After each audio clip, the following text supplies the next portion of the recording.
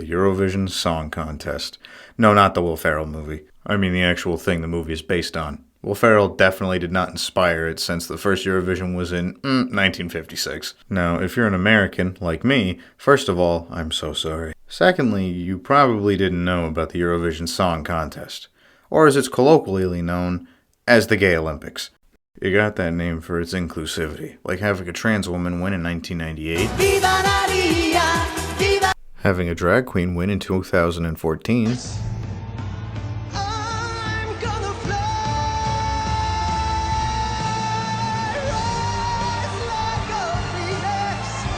and the 1961 winning song being about two men having love for each other despite it being socially unacceptable, as a few examples. Still, the show itself is about most countries in Europe and Australia sending one artist or one band with one song to compete in a once-in-a-lifetime opportunity. Kind of. With 180 million viewers annually, not including the people in the stadium, plenty of people across the world have thoughts and opinions on Eurovision. Like me! So I thought I'd make a nifty little guide for all the people missing out. So for starters, what happens in the show? Well, every country that participates has one song performed live on stage in one of the cities in the country that won last year. After they perform, they then wait to see if the general public and some weirdos called the jury will give them points. The jury is allegedly made up of some former entrants, music heads, and hopefully other people in the industry. The jury vote and the televote, or public vote, are both 50% of the total points that are given out to the songs. Now wait a minute, I hear you say. Does that mean the most popular song doesn't always win? Yes. Out of the last 10 years, only 5 have been the most popular in the televote. This has caused Eurovision quite a lot of backlash, especially in 2023 when the most popular song was Cha Cha Cha from Finland, but it lost due to the jury. Now I should tell you that the votes aren't in exact one-for-ones. Instead of it being one vote for 1 point, instead for both the juries and the televote, only the top 10 will get points.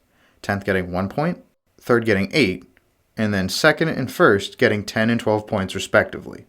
I also want to add you're not allowed to vote for the song that's representing your country. Now, how many countries are after those top 10 spots for each country? How many people are after those 12 points? Well, this year's competition in 2025, we have 37 competing countries. Wow, all 37 are trying to be in the top 10 of everyone's vote? Well, not really.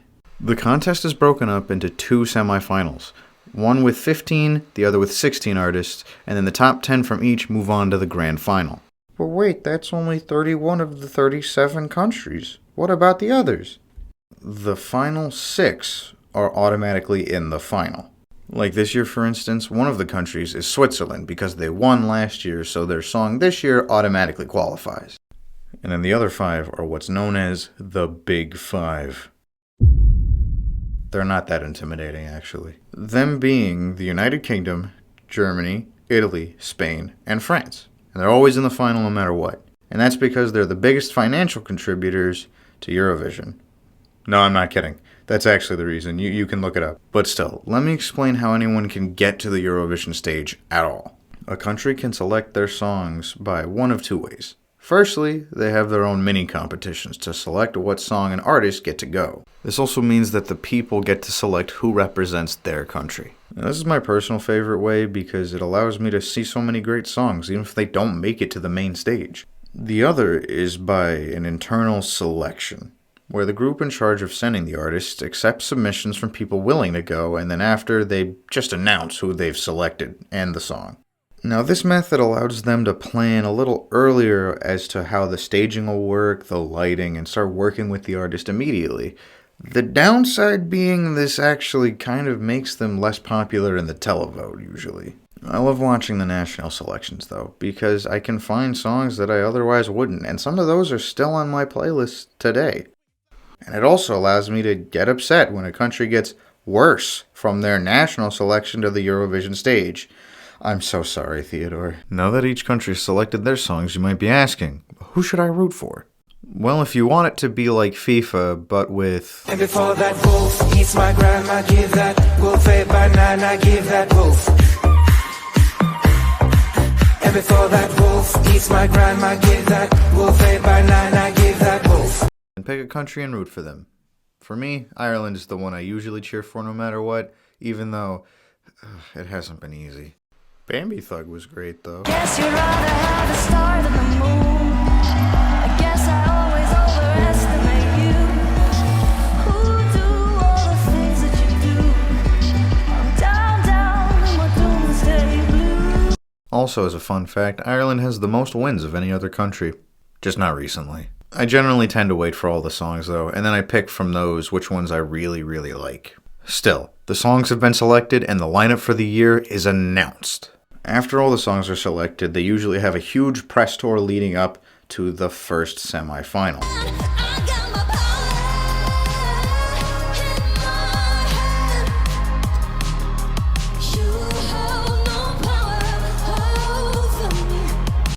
And now that we're here, I'm gonna miss you now. Promise I won't miss you now. I'm gonna break through now. I'll never hate you, never chase you. prepare for heartbreak. You don't wanna test my limits, but something tells me you're not listening. Probably you're going crazy. It's all you've been doing lately. Not all of the songs you love will make it. This is how we found our way.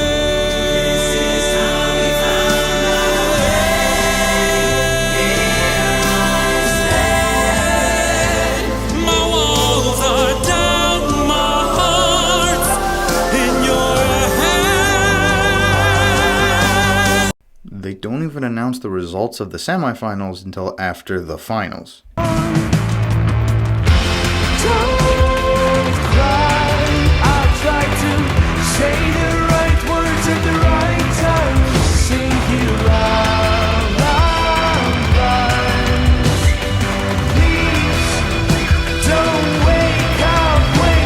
So it could turn out that a song that you love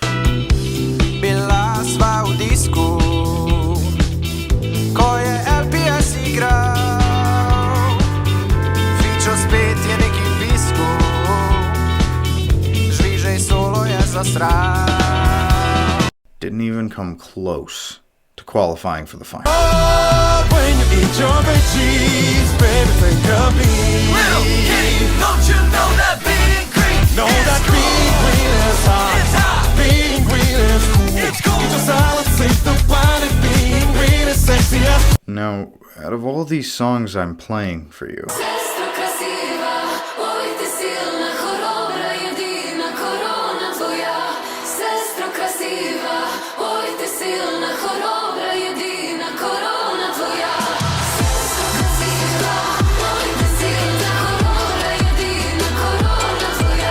two of them qualified. Hey, get up and dance to our Eastern European kind of. Get up and dance to our Eastern European kind of. Get up and dance to our Eastern European kind of fun. Oh, yeah. Are you able to guess which ones did? Also, as a quick aside, when you've pegged a song as not qualifying and it doesn't qualify, you feel so vindicated. Now, I'm sorry to all the before the party is over fans out there. There was no way he was going to qualify. I mean, half the song is literally him just yelling. Fun fact, only one country has a 100% qualifying rate since the semifinals were introduced in 2004. And it's Ukraine.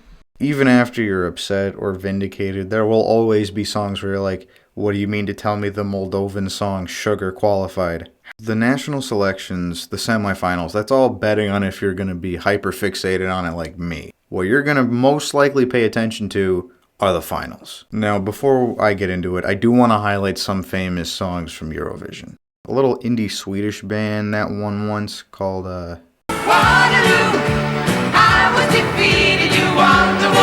There was also an underground Canadian artist, you may have heard of her, Celine Dion.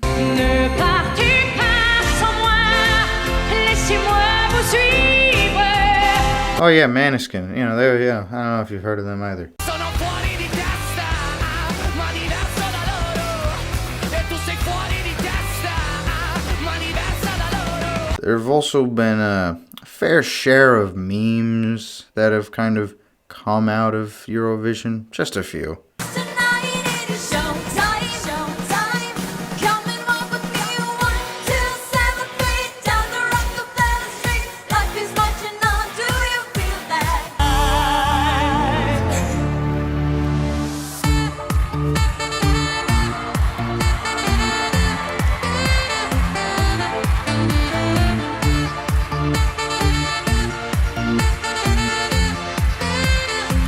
Now, the final. The order is randomly selected, but your position can make or break your entry. The reason being, you don't want to get the dreaded number 2 position. If you go second in the final, it's known as a cursed position. For a reason. It can also be referred to as the death slot. It is given the most amount of last place finishes, and no one has ever won from going second in the grand final. But still, the order is set. The artists are about to represent their country in front of the world with their art.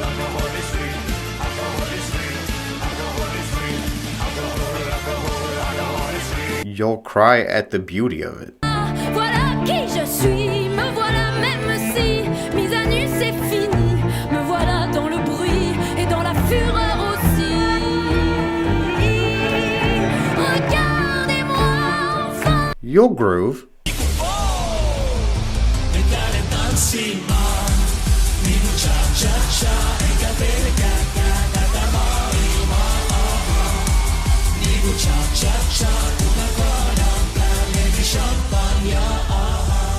You'll dance.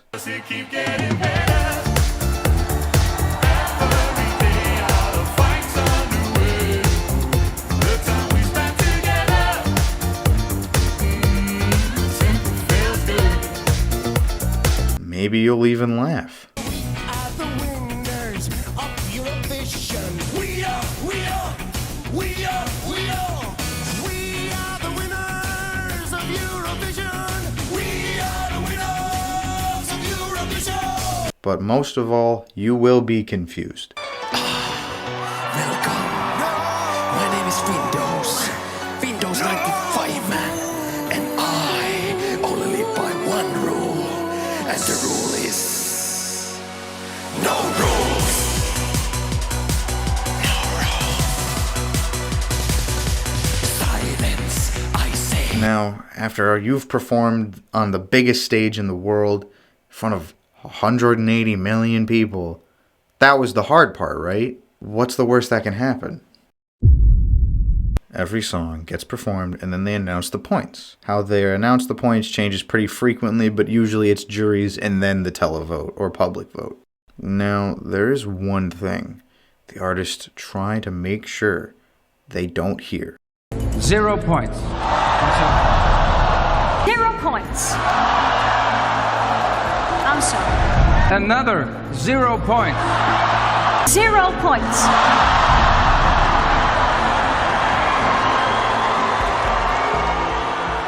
I'm sorry. 0 points. That means somehow, out of all of the countries participating and the rest of the world, you were not in anyone's top 10 once.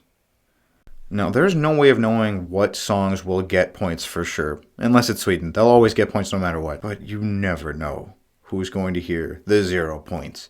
Safe bet is usually the UK. That's not even a joke. Now, let's talk about what happens when... I think we have our winner, and that is Finland.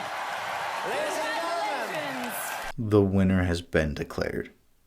Well, first of all, they get a trophy that definitely never breaks. Nope. Now, I bet you're like, wow, I bet the prize for winning must be incredible. There isn't really. You win, but there's no cash prize. But about who wins? It could be anyone. But now, you've got some new songs that you really like. You want on a crazy emotional roller coaster watching the song you like get no points. A song you hate getting 138 points.